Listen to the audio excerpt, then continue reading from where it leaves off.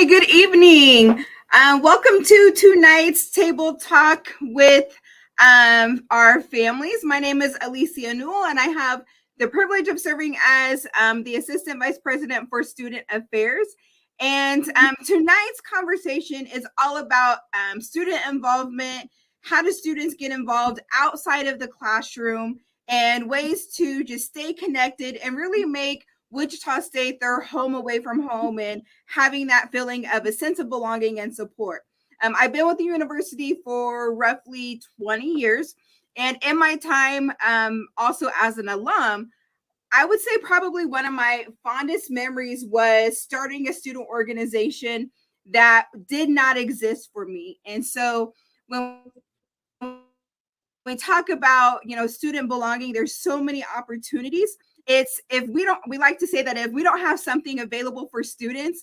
I remember one year it was, hey, we want a fishing club, and there all of a sudden became this Bass Pro fishing club that was created.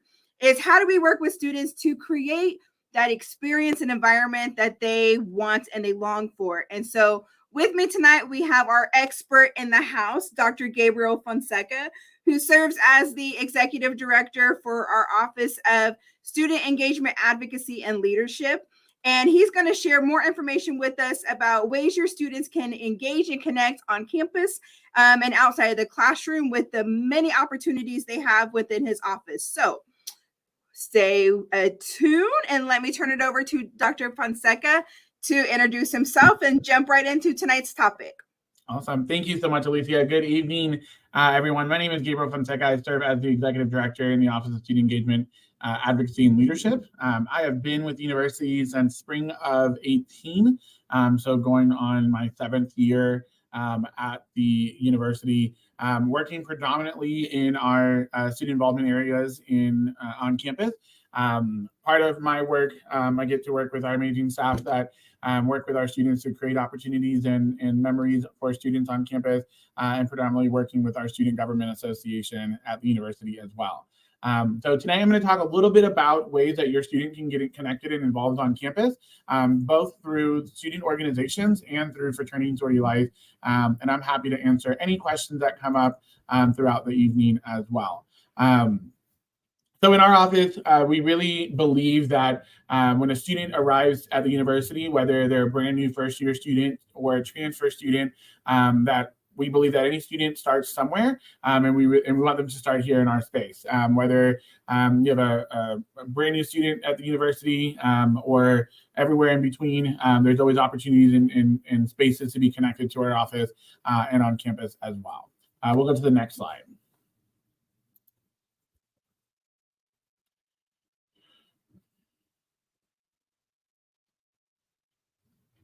So as I mentioned, our office, FEEL is what it's short for, creates opportunities for students to serve, explore, engage, advocate, and lead during their time in Wichita State. There are opportunities that are made up of a variety of different things, and we'll talk about just a little bit all of the functional areas within our department and all the ways that students are able to be connected. And while we're focusing tonight predominantly on student organizations and Fraternity and Sorority Life, there are a multitude of other opportunities for students to be involved on campus. One of the things that we really strive really hard for, and the opportunities that we're working toward, is that we want to help our students achieve personal growth to develop well-ready leaders for the future to come. Studies always show, and we talk about this a lot in involvement and in literature, that students who get involved on campus often gain valuable skills that enhance not only their classroom experiences, but also their personal experiences and ultimate advancement in the workplace, and learning some of those soft skills and honing on some of those soft skills as well. We'll go to the next slide.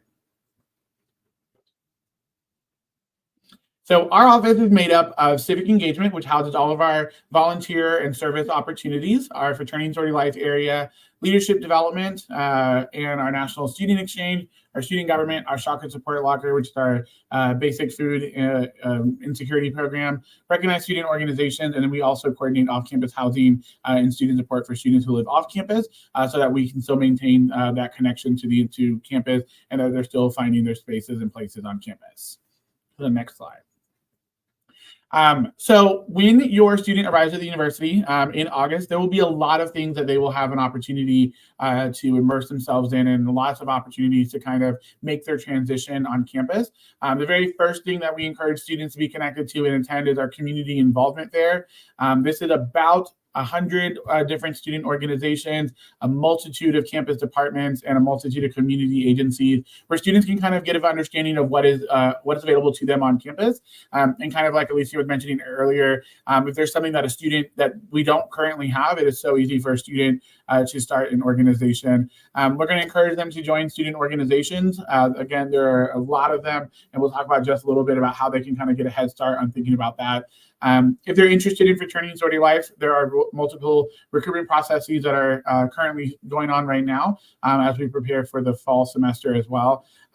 With lots of ways for them to kind of be connected to the community, not just on campus, but off campus through our community service board. And if there's a student that is really into politics or really into advocacy, then definitely joining the Student Government Association. So lots of different opportunities to kind of, right at the very beginning, kind of get students connected and involved on campus. For students who are predominantly interested in giving back, community service, or even if they have a scholarship that requires them to do community service hours, our office runs a platform called Volunteer ICT. It's a partnership between Wichita State and the United Way of the Plains. This is kind of the one-stop shop for students to kind of learn all about the different service opportunities that they may be interested in. They're able to log in today using their WSU ID and password through the single sign-on when they log on for the first time. And they can kind of explore the multitude of areas based off of things they're interested in. If you have a student that is really interested in working with young people and working with children, they can kind of make their profile around those particular topic areas. Students who might be interested in working with homelessness or hunger areas or issues, lots of opportunities in that space. But it's super cool about Volunteer ICT. It not only does it provide them the opportunity to kind of see what the different volunteer opportunities are, it allows them to track those hours. It allows them to register for those volunteer opportunities. It allows them to kind of build the connection relationship with our nonprofit agencies, both in Wichita and in the surrounding county area as well. So it's a really cool tool and really good opportunity for students to kind of immerse themselves, especially if they're more focused or more interested in giving back or completing community service hours. And again, the super cool tool part of it is the ability to track those community service hours, especially if they have to do it for scholarship or classes. Some of our faculty members incorporate Volunteer ICT into their curriculum. And so that's a really cool tool to kind of keep all that in one space instead of having to keep everything tracked in an Excel sheet or somewhere else. So the platform they're able to utilize right now. And so I encourage you to have conversations with your students about that and to visit that website as well. As I mentioned, our community involvement fair is one of our signature events in the fall semester. It is a lot. It is almost like speed dating of organizations and agencies and departments, but it really is an opportunity for students to kind of meet with their peers, meet with other students. If it's the last minute thing they need to work with a department on, there's lots of university departments there kind of helping students, checking in with students, and then as well as our community partners. It is where big event and it's almost over the course of 2 hours on a Thursday with lots of free things and lots of giveaways that organizations provide to students. Our WOO's Big Event is our largest community service initiative and program that we do each semester, where we take about 300 students, and for a day on a Saturday, we go and complete about 1,000 hours of community service in just a short amount of time on a Saturday morning. So lots of different opportunities in those spaces. There's been some questions in the family Facebook group about family weekend or homecoming. Shocktoberfest is our branded name for homecoming. It happens in the first week of October. This year, it will also include family weekend at the same time. So it's a great opportunity for you to come back to campus, learn about all the things that your students are doing. If you're an alum, being reconnected to the institution and being connected back on the space. But lots of things happening over that weekend. More information will be out about that here shortly. You'll be getting a postcard in the mail and an email from our office about registering for that weekend as well. And then Songfest is the photo that you actually see on the screen. It is one of our long-lasting traditions on campus. It's a lip sync competition where student organizations compete against each other. It's one of my favorite fall events. I really like that event. But it's really an opportunity for kind of students to get together and compete for cash prizes for their organization. And it's lots of fun to kind of watch them kind of put all their performance and skits together for that as well. There's lots of other things that we do, but these are some of our big ticket items that happen in the fall semester. Next slide. So for Turning Sorority Life, especially if you have a student who is currently interested or would love to learn more about it, on our campus specifically at Wichita State, we have about 600 members who are currently affiliated with one of our social fraternities or sororities.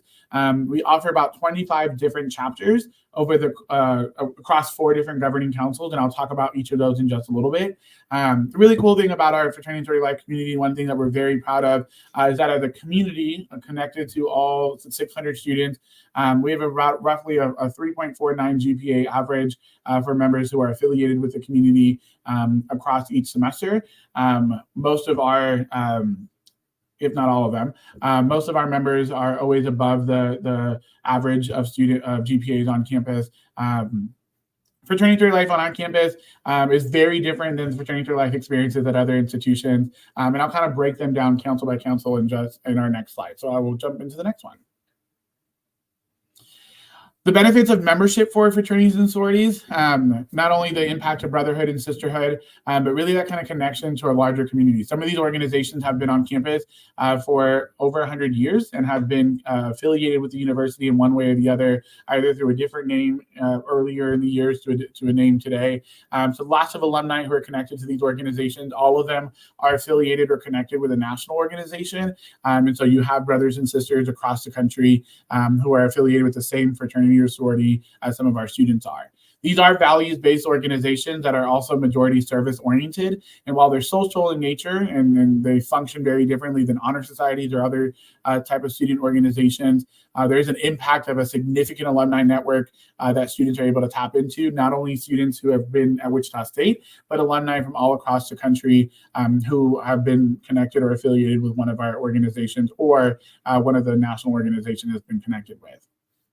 The opportunities for leadership opportunities and then the focus on academics for us is crucial. Not only do we want students to, of course, find their spaces and places on campus, but we want them to graduate. And so we work through our partnerships with our fraternities and sororities and ensuring significant academic focus through their overall experience. So they're not just having fun, not just doing the social things, but also focusing on their academics to graduate as well.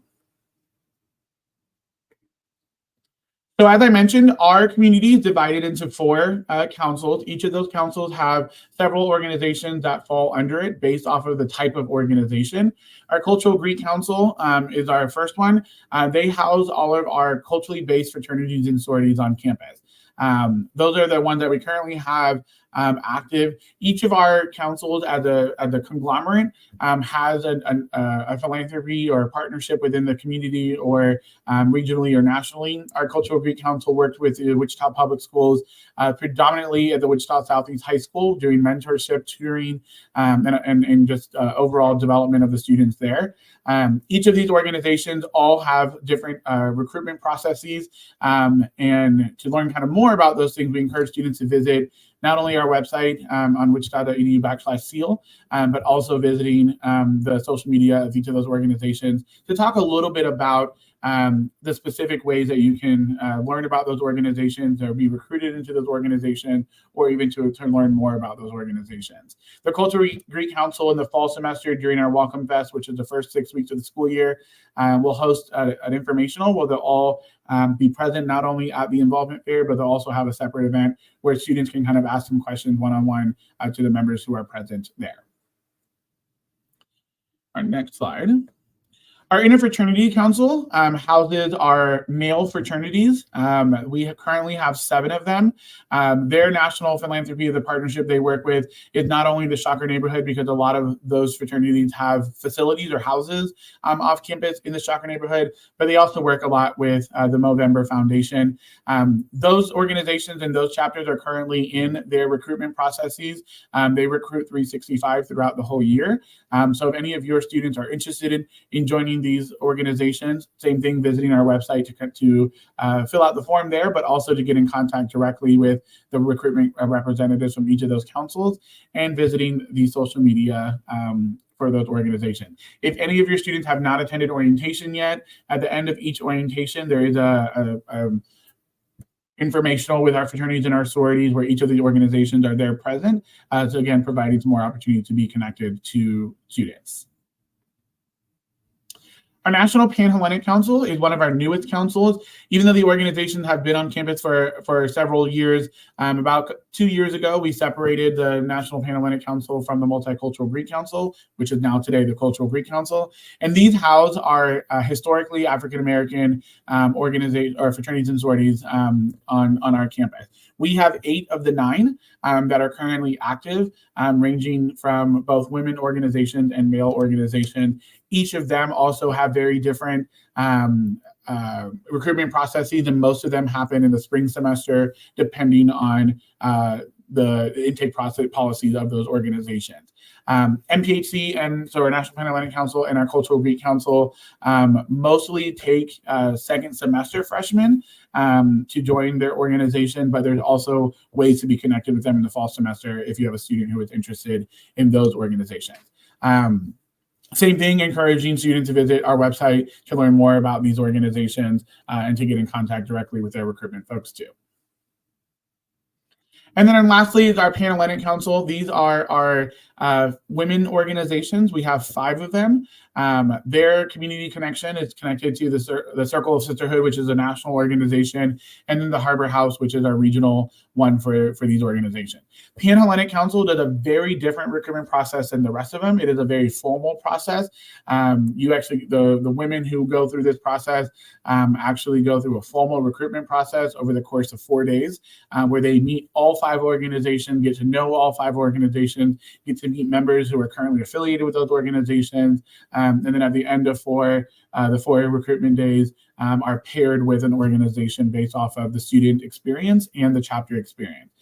Registration for the Pan-Hellenic recruitment is also open on our website as well. And if you have any questions about that, there is some contact information about learning more about the recruitment process and formal recruitment process, as well as social media that is available for students to look at there. As I mentioned, in order to join these organizations, a student has to have a 2.5 GPA. If it's a first-time freshman coming right out of high school, we look at their high school GPAs to make sure that they meet that eligibility requirement. And then they have to be a Wichita State student. So our WSU Tech students are not eligible to join one of our fraternities or sororities. That is the only nuance that's different between our fraternities and sororities and the rest of our student organizations, is that you have to be a Wichita State student to join one of these organizations.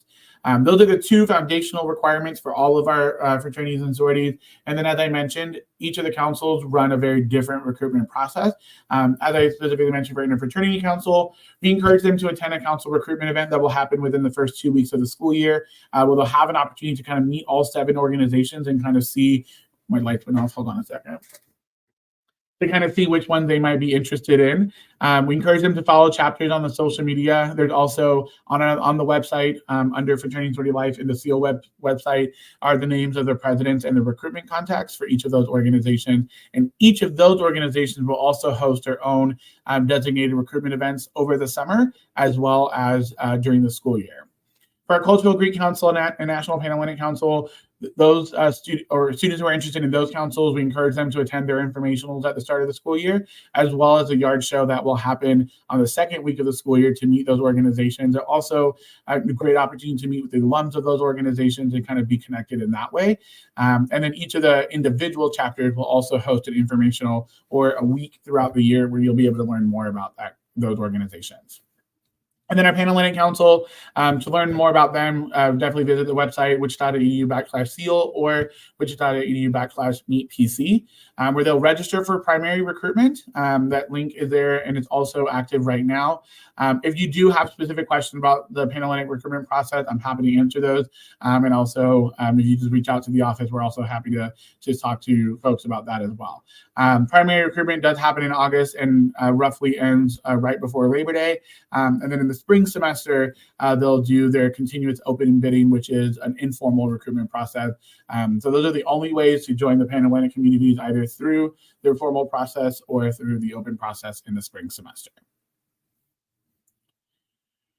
So those are talks about volunteering, being engaged in that way, community service, talked about fraternity and sorority life, and the organizations connected there. If any of those things weren't interesting for your student, we also have over 200 different student organizations on campus that focus around cultural, academic, graduate student organizations, religious organizations, political organizations, sports clubs, a multitude of other organizations that your students can engage with or be connected with. And like I mentioned earlier, and like Alicia mentioned, if there's a type of organization that doesn't exist, it is so easy to start one. My very first year at the university, there was a whole club around bacon, and fascinating organization. It doesn't exist today, but it was a whole organization about students who liked bacon and liked learning about bacon and trying different kinds of bacon. So super fascinating there. But we really at the end want our students to be involved, to find their place, to feel connected in some capacity. We want them to be seen, and we want them to feel like they matter on campus. And we do a lot of that through our student organizations. So lots of opportunity. The way to learn that is in the next slide. We run a platform called ShockerSync, and this platform is kind of similar to Volunteer ICT, the one-stop shop for all student organizations on campus. This is where your student can log on today, as long as they have their WSU ID. Even if they don't have their ID yet, they can still visit the website and still learn about the organizations, and they will see every single student organization we have on campus.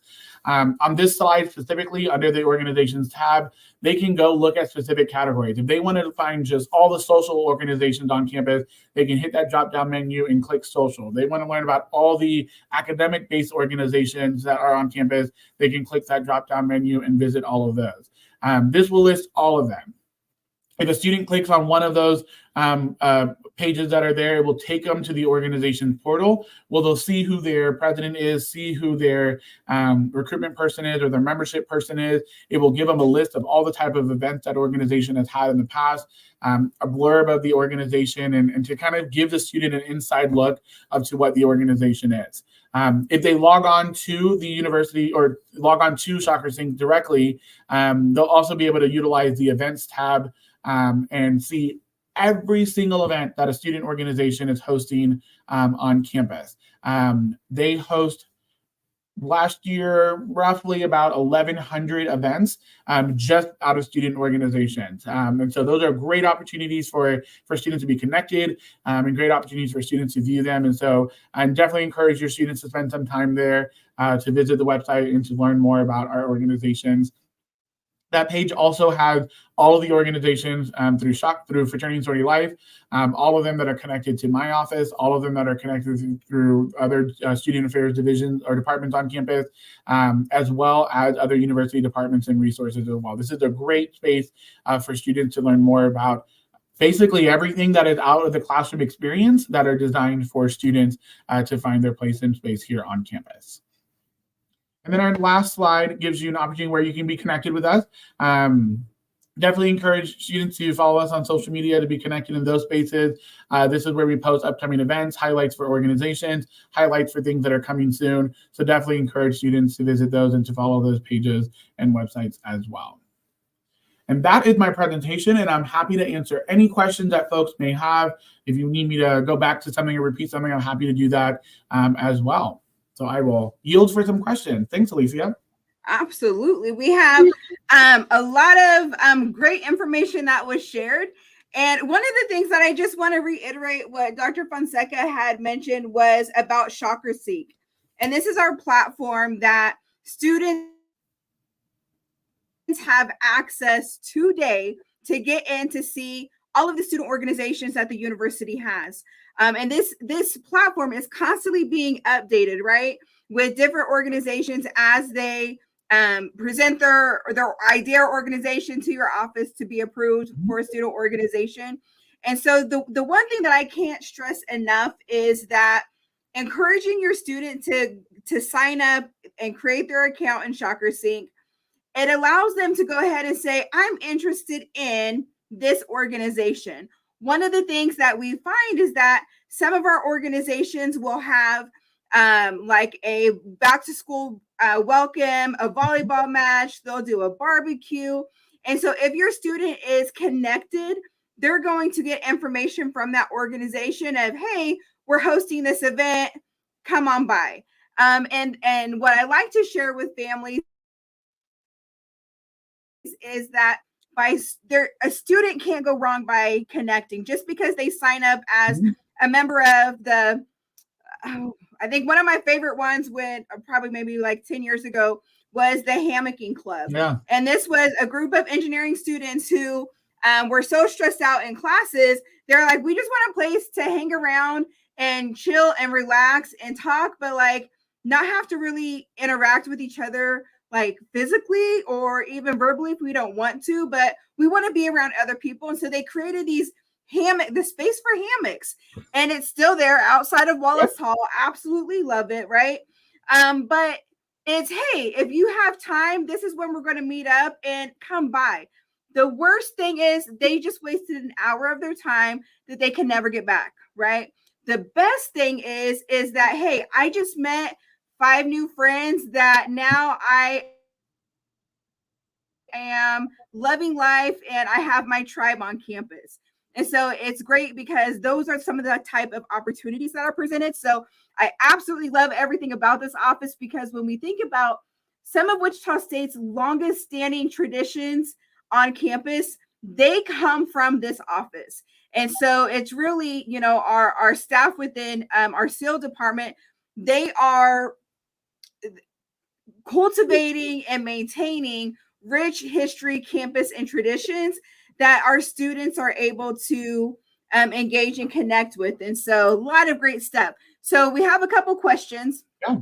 And so first one is, I'll go off of one that had came into my inbox that had, mom wanted to know, when does recruitment start?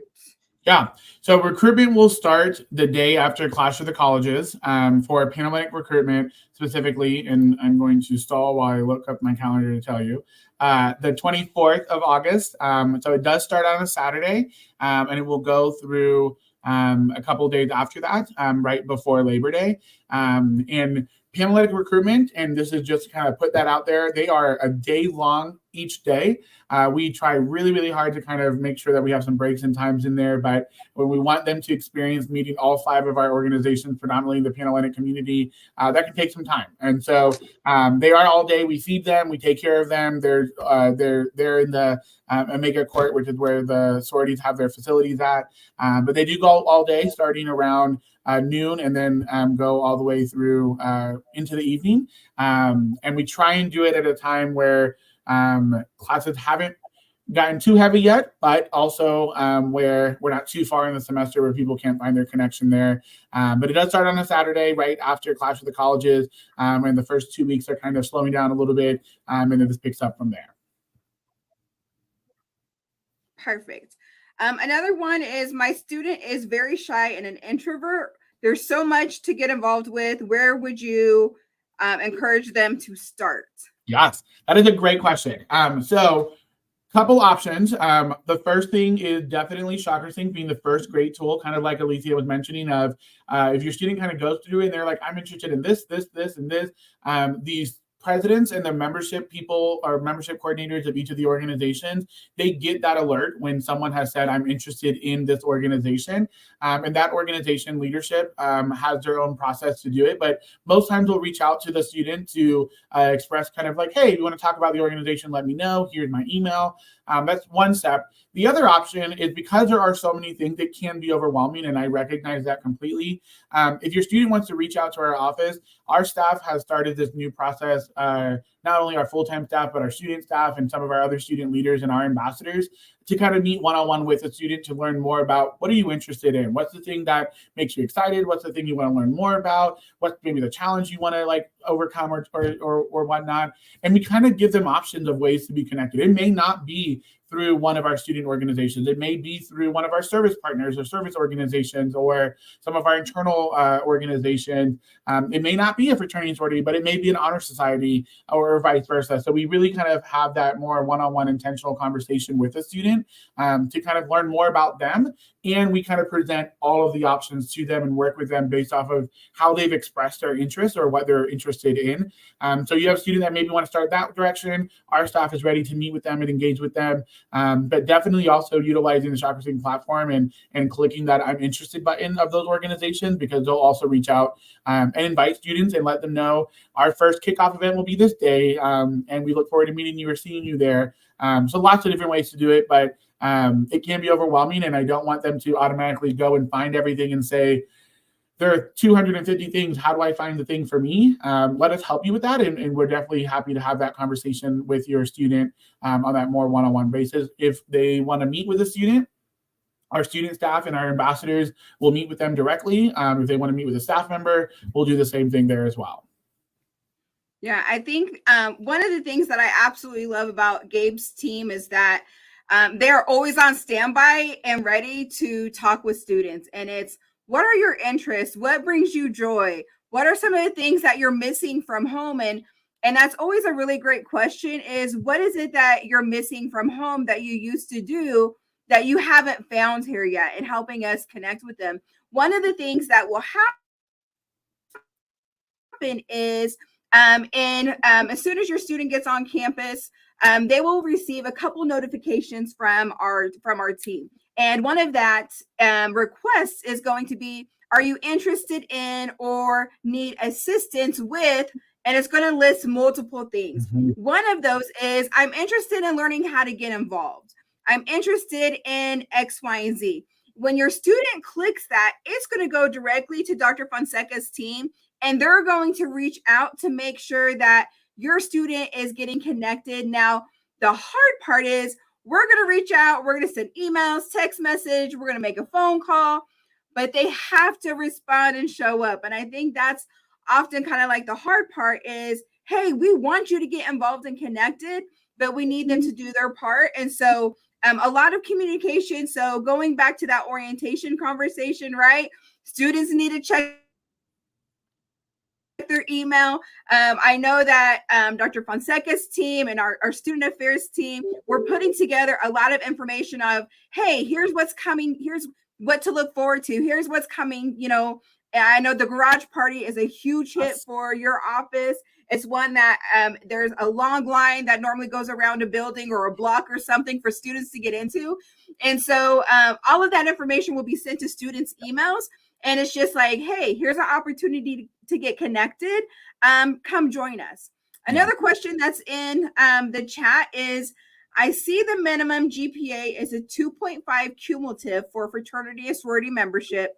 I may have missed it, but can an incoming freshman join? Obviously, they don't have a GPA yet. And I think that's a good question, because it kind of depends, right, on the council. So So each of so as a bare minimum, our office establishes a GPA requirement for fraternity and sorority life membership. If they're a current student, of course, we'll look at their current GPA. If they're a first-year student, first-time freshman, we look at their high school GPA when their transcripts are published to look at what their GPA equivalent to us would be. If you had a student that attended a community college or got some community college credits, we'll look at those as well. So we don't necessarily want it to be the barrier, but each of the national organizations also have a GPA requirement for their membership. Ours tends to be a little bit lower than some of theirs, and some of the national organizations tend to have a higher GPA requirement, but most times we'll go with whatever the institution has said. And so as long as your student has a 2.5 from high school, if they're a first-time freshman, then we'll accept that GPA for the GPA requirement there. I say that to say, some of the national organizations still take their GPA requirement if it's higher, and some of them do. I think we have about 4 that still take their GPA requirement, and some of them are a little bit higher than ours. But we include all of that on the website under the Fraternity and Sorority Life tab, where we list all the organizations, and it will tell you if they have a different GPA requirement than what we require. And I think it's only about 4 of them that require a higher one than ours. But yeah, their first-time student will look at their high school transcripts. It may delay their bidding process a little bit until their high school transcript is published on Banner. But we'll look at that and we'll email the student to let them know, yes, you're cleared to join, or we haven't seen your high school GPA yet. We'll have to wait a little bit. Each council has a different process, but at required across the board is at 2.5. And again, about 4 of them require a higher GPA than we do.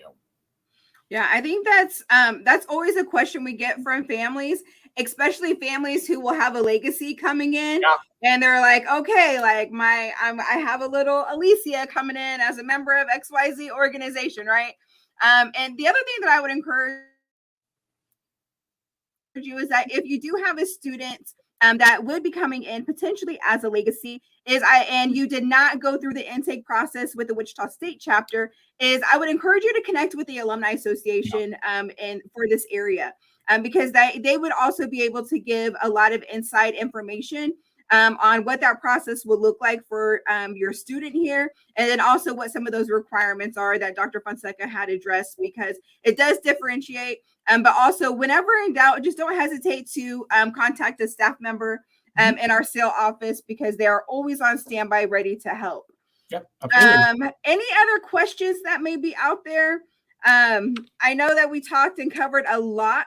But our SEAL department is available at New Student Orientation. They have multiple tables available. Their staff is out in full force, trying to connect and engage and get your students just connected and familiar with their office, so that once the semester starts, they know where to go. Where would a student go if they want to just pop in and say hi? Yeah, we are located on the second floor of the Radigan Student Center in 216.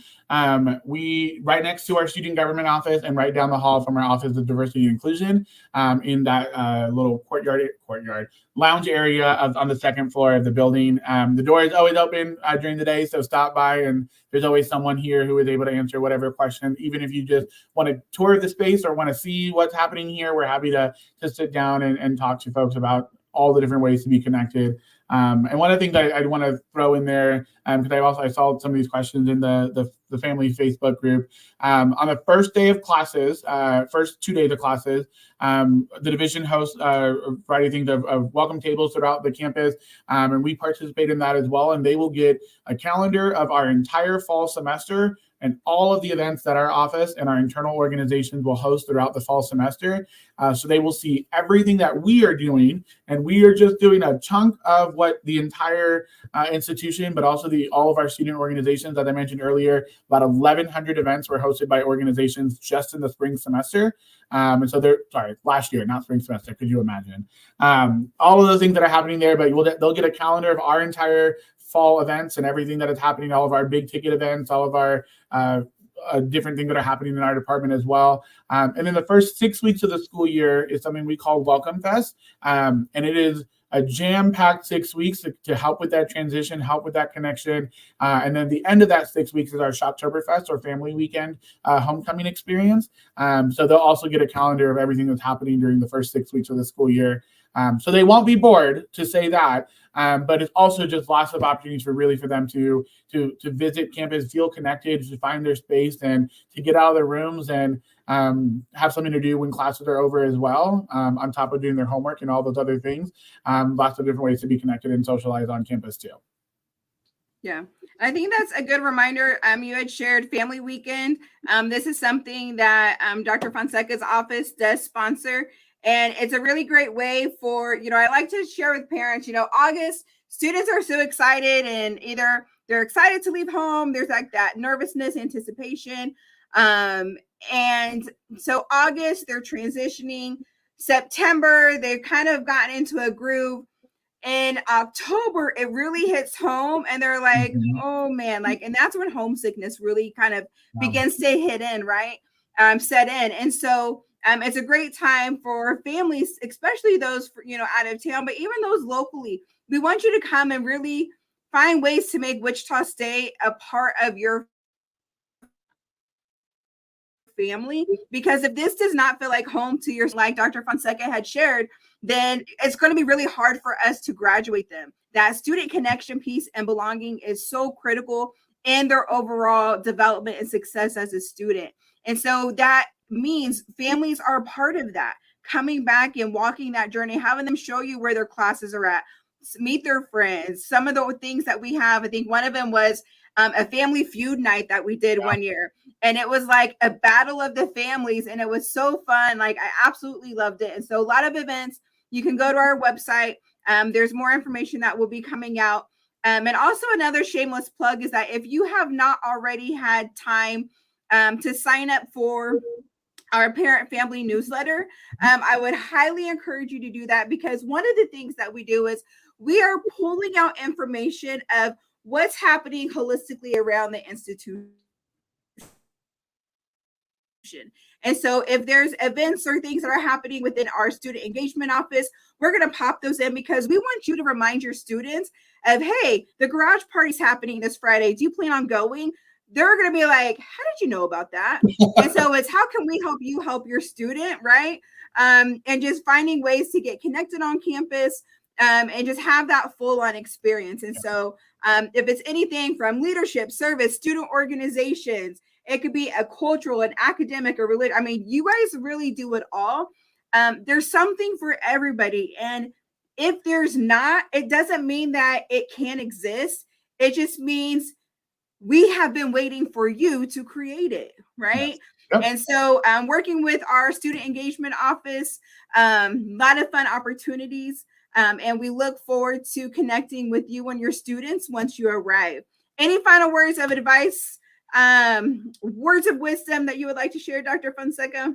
Yeah, no, the thing I would say is, to me, I remember my college experiences. The most important thing for me was I wanted to find the place where I belonged, and I wanted to find the place where I could be challenged and try new things and experience things that I didn't get to experience growing up. And I think that that's the beauty of college as well. It's not just the opportunity to go get your degree, but also to find yourself in this space and to find the things that make you happy and to really be a part of those opportunities. And we on our campus, we provide all of those things. And we really encourage students to take a chance to find and step out of their comfort zone and do something that they've never done before. Participate in those trips, or even we still do field trips on college. I still do some of those things because those are the memories that we want our students to remember. Those are the connection points that we want them to have when they're here on campus. And really just challenge yourself to try something new and explore every opportunity that you can on campus to really kind of help build that memory and that connection to your institution. Perfect. Couldn't say it any better. So final thought. We have 2 winners tonight.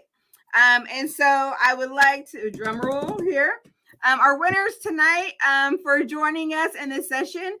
You are the lovely winner of a Proud Parent tumbler to showcase your Shocker pride everywhere you go.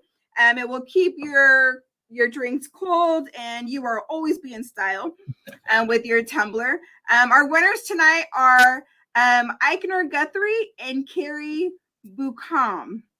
I probably did not pronounce those right, but Eichner Guthrie and Carrie Buchan. We will be mailing these out to you, so check your mailbox soon. Shocker swag is on the way. We have other Shocker parent family table talks that are scheduled throughout the summer. And so feel free to make sure that you go online, check out our list of upcoming events. I know one that a lot of families are really interested in is our upcoming one on student accommodations. In addition, we have student accounts, which is going to give an insight view of how to read your student fee bill, how to set up a payment plan, all of that good stuff. And so if you have questions, write them down. We'll be back in a couple weeks or next week to pick back up on that. Wishing everyone a safe and wonderful 4th of July holiday. And we will connect with you soon. Until then, have a great night, and thanks for joining us. Bye, everyone. Have a great night. And yes, Carrie, you are welcome. We're excited. You got some swag, girl. All right. Have a good night. Bye-bye.